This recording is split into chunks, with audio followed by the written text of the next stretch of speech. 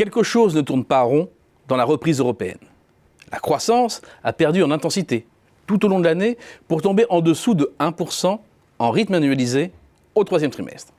Pire encore, la zone euro a perdu sa principale locomotive, l'Allemagne, dont le PIB a reculé pour la première fois depuis le premier trimestre 2015.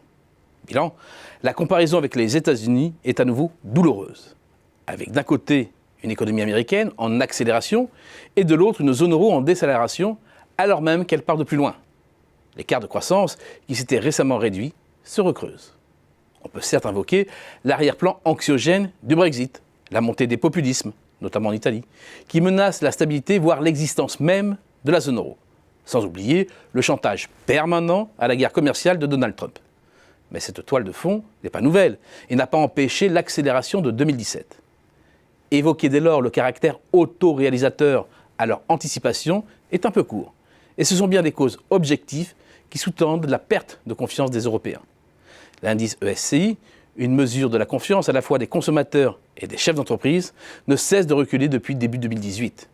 Et le contraste est saisissant avec les États-Unis, où aussi bien du côté des ménages que des entreprises, la tendance est à la hausse. Derrière cette divergence, le premier facteur à prendre en compte est celui de la boucle prix-salaire. L'exemple de la France est symptomatique de ce qui se passe au sein de la zone euro. Le salaire mensuel de base a progressé sur un rythme annuel de 1,5% au cours des 3 premiers trimestres 2018, ce qui est modeste et inférieur à l'inflation. Or, de 2012 à 2017, la décélération de l'inflation a permis des gains de pouvoir d'achat significatifs, alors même que le salaire ne progressait pas très vite. L'accélération récente de l'inflation se traduit par des pertes de revenus réels pour les salariés.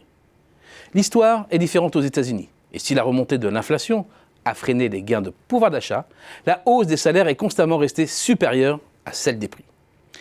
Si la reprise de la zone euro cale, c'est aussi parce que sous pression de la Commission européenne, qui n'en démord pas, les gouvernements sont contraints de se soumettre aux règles de Maastricht, comme le montre la trajectoire des soldes publics pour l'ensemble de la zone euro. À 1% du PIB, le déficit public est revenu à son niveau d'avant-crise, soit au-dessus du seuil autorisé.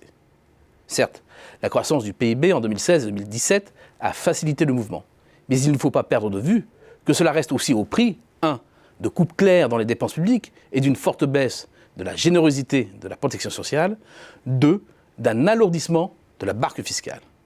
Au moment où les principaux pays se sont lancés dans une concurrence fiscale et sociale, cela peut paraître paradoxal, mais c'est oublier qu'une grande partie de la fiscalité a basculé du côté des ménages.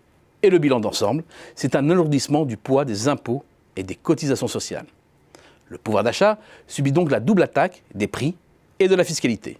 Et c'est bien du côté de la consommation des ménages que le bât blesse. Une fois de plus, la comparaison avec les États-Unis est impressionnante.